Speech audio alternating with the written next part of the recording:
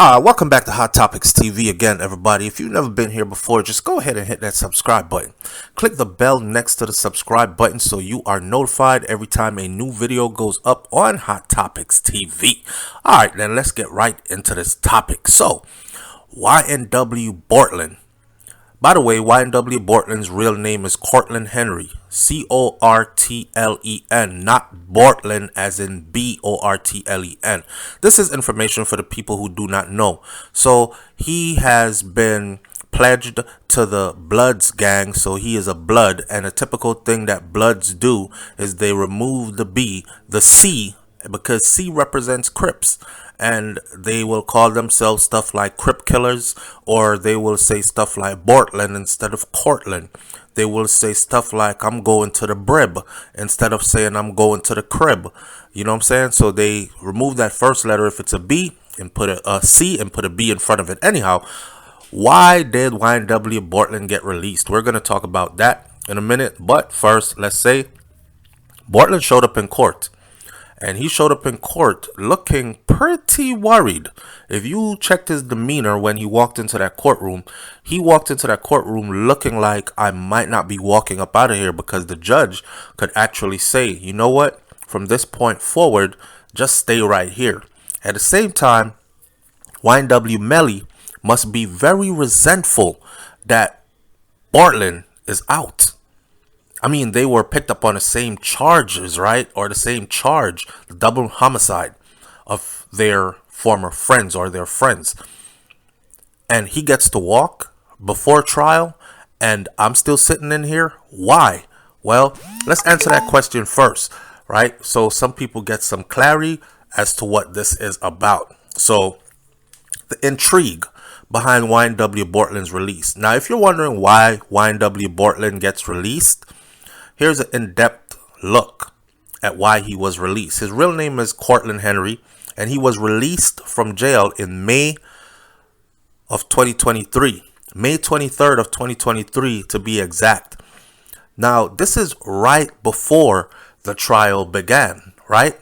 Why would he be locked up since 2019 and then be released right before the trial began?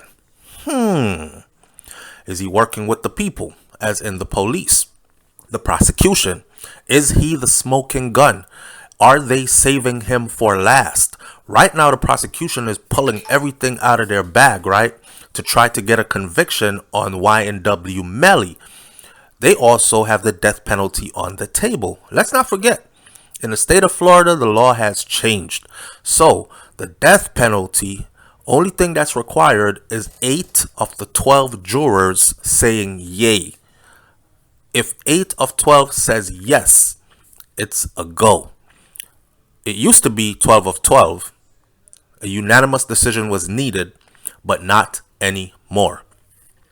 Their goal, of course, as the prosecution, is to win the case, is to prove their theory, is to put Melly behind bars. But Cortlen or Bortlen, whichever one you want to use, he is also in this up to his neck. And they have decided to try both of them separately.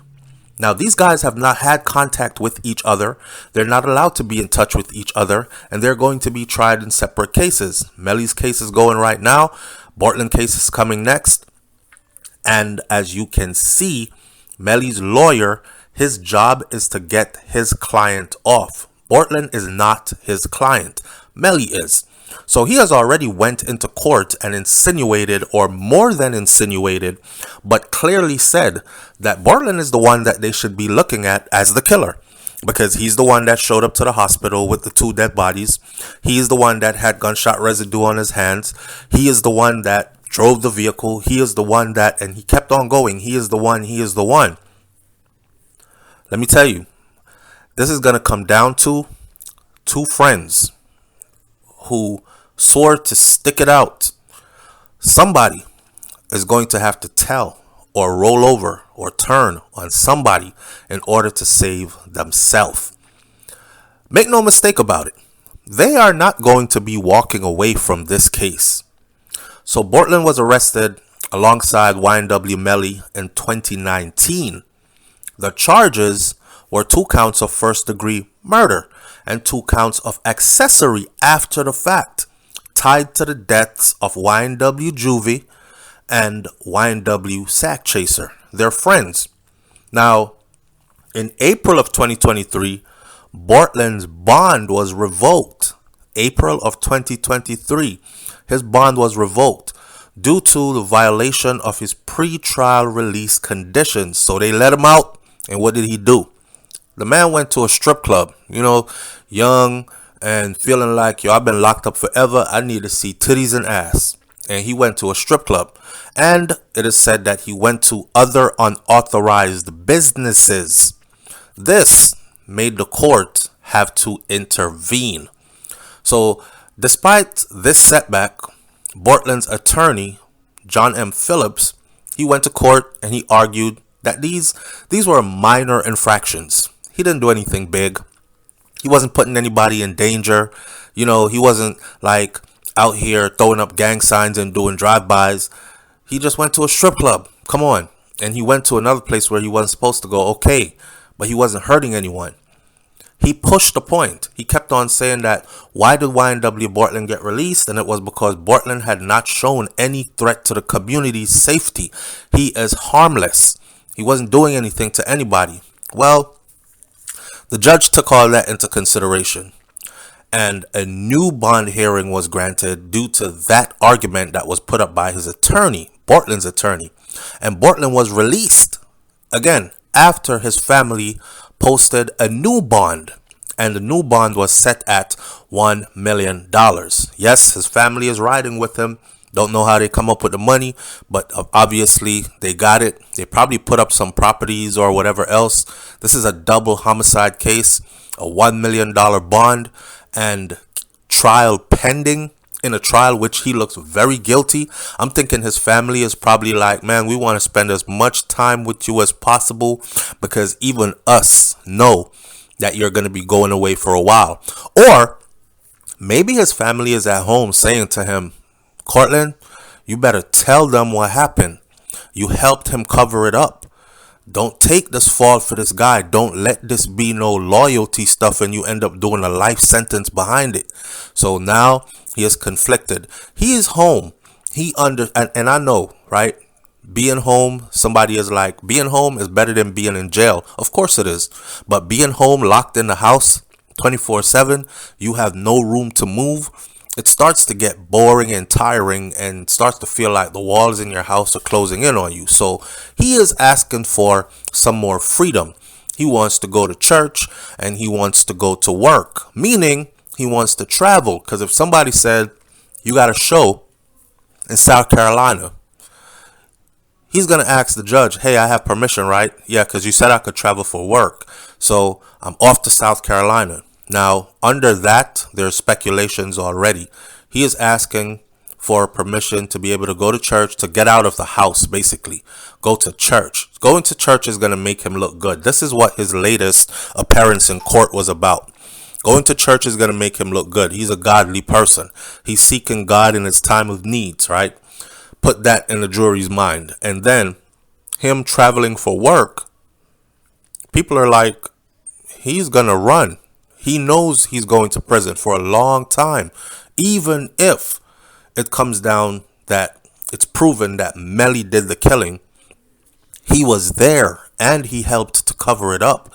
So that's a lot of time in prison anyways. So he's going to run. So that's why he's asking for permission to go to work, so he can book a show in a state that's far away and book it from there. I don't know. That's just what's being said. Now, under house arrest, he must wear an electronic monitoring device at the moment, and he must stay in the house. So, if you ask, why was Bortlen released but Melly wasn't? Because Bortlen had no prior record of any kind of run-ins with the law, anything with violence in it.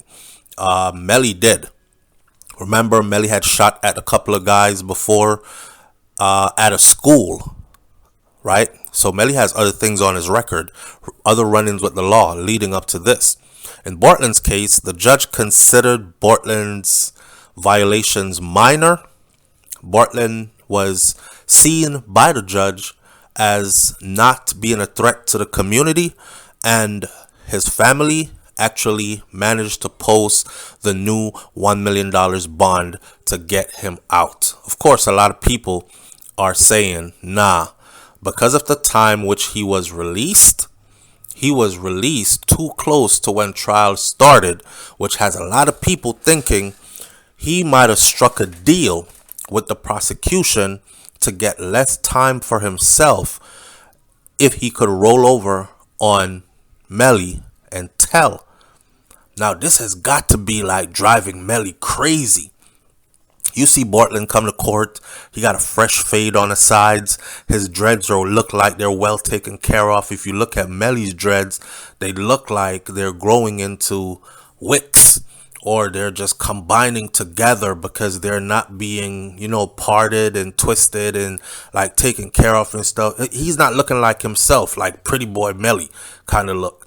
He's looking like it's weighing on him. And if you look at social media, you'll see Bortlen's been putting out music. Some of the music he's been putting out, I don't think it's wise. He did one called Slimy Dude or Slimy Guy or something like that. Slime associated with the Bloods gang. Slimy Dude in a time when there's the prosecution trying to prove your association to the Bloods gang and trying to prove that that might have been one of the reasons why all this went down, is to your initiation right into this organization, and you're out here making songs to verify basically that you belong to that organization, right? The language of the song. Anyhow, on top of that, let me walk you through the rest of the case. So this is going to come down basically to Bortlen and Melly. Now, Bortlen's case, his trial starts in October. Melly's case or trial will be done by then. However, the prosecution, their goal is to secure a conviction, and the smoking gun is Bortlen. I think if the prosecution does not call Bortlen to testify, then they don't want to win this case enough. I mean, they have so much evidence on Melly already that he just cannot wiggle his way out of. The last one I just watched was them going over literally hundreds of pictures to prove that that phone is his. Remember, he said he was not there.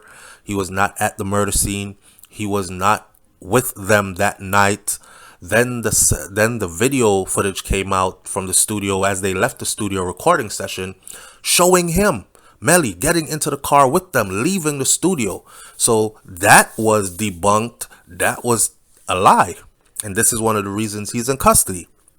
He lied from the beginning, right? And then the cell phone was found. And he was like, that's not my cell phone. The cell phone was on a network where everybody uses the cell phone. Well, the prosecution has made a good job of proving that that cell phone is his. See, it's one thing to have like a picture or two on a cell phone, right? On your homeboy's cell phone. A picture or two of you or a conversation. Hey, let me hold your phone for a minute. I got to send my girl a message. I don't have a phone. I lost my phone.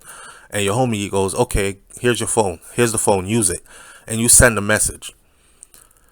But hundreds of pictures of you, hundreds of selfies of you would not be on your homie's phone. Voice messages, conversations, FaceTime, personal conversations with your mom, personal conversations with his girlfriend, all on that phone. So it is proven now beyond a doubt that that is Melly's phone. What the hell was your phone doing there? No teenager nowadays leaves their phone anywhere, right? And let alone, you are still in company of the phone. You had the phone after all that. So the tracking from the cell towers was correct in tracking your location and placing you there. Okay? So a lot of people are saying, look, they still have not put the gun in Melly's hand yet. I don't know. I think they did. I think that last reenactment of how the shooting actually happened. I don't know if you've seen it, if you've been paying attention to the trial. The guy that was sitting in the back seat, dressed in the blue suit, holding a gun sideways, which means he would have shot YNW Juvie, who was sitting next to Melly in the back seat first, and then he would have shot Sack Chaser, who was sitting up front in the passenger seat, right from that back seat where Melly was thought to be sitting. Not thought to be sitting, where he was seen entering the vehicle on video from. Remember, it's the same night he was seen on that video. It's the same night that everything occurred. Man, listen. There's no way that they can walk away from this. It is going to be impossible to walk away from this. At the end of the day, what happened was 4 friends piled into a vehicle. 2 ended up dead. One of another damaging piece of evidence that recently was released was, I don't know if you watched the trial and you saw that dead space video playing in the courtroom. It was just a video showing a street, and it went on for like 15-20 minutes or so of nothing. You would see cars passing in the far lanes, but nothing on video. Guess what that was? I believe that was actually the street where they claim that the drive-by took place. Not to mention, they claim that they were shot up on the right side of their vehicle, right? And not Sack Chaser, but YNW Bortlen claims he was driving and he just couldn't see anything because he was ducking under the steering wheel trying to make sure he doesn't get hit. You have to ask yourself, if the vehicle was fired up on from the right side, why is all the fatal shots to both YNW Juvie and YNW Sack Chaser, why are all the fatal shots on their left side? Boom. Those bullets would have had to have gone into the vehicle and turned around and hit them on their left. Or somebody shot them from their left side. I think this case is already proven beyond a reasonable doubt. I see the case coming to an end soon. The last person left a comment under my comment said, if they had everything, the jury would have came back already with a guilty verdict. That's not how it works. How it works is there will be a time for the jury to do what they call deliberate. The jury will go away and they will deliberate. Now, if it takes them an hour, 10 hours, 10 days, 10 months, I don't know, but they will go to deliberate. In the meantime, there must be room and time for prosecution to put forth all its evidence and prove its case, and there must be time for the defense to also rebuttal and do its thing. Once all that comes to a close, you'll have what's called the closing argument. Once they both deliver their closing argument, the jury will go to deliberation. Once deliberation is over, the jury will come back and they will say guilty or not guilty or hung jury or whatever the case may be.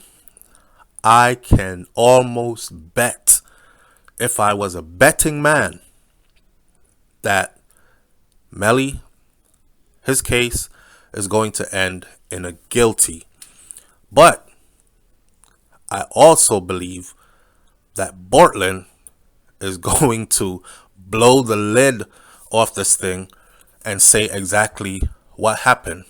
Whether it's true what he says what happened or not, he is going to sell a story to save himself. I don't see him going down and taking a life sentence just to be loyal.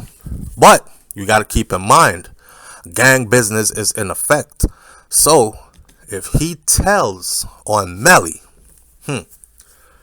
you could pretty much say he's done in the streets. So he's going to have to be like 6'9". He's going to have to like change location, move with security. do a whole bunch of stuff. But I believe that's what's going to happen. Leave your comments in the comment section below. If you've been watching this case through and through and you got an opinion, share it. Let's talk about this. And I'll catch y'all in the next video. It's Hot Topics TV. I'm out. Peace.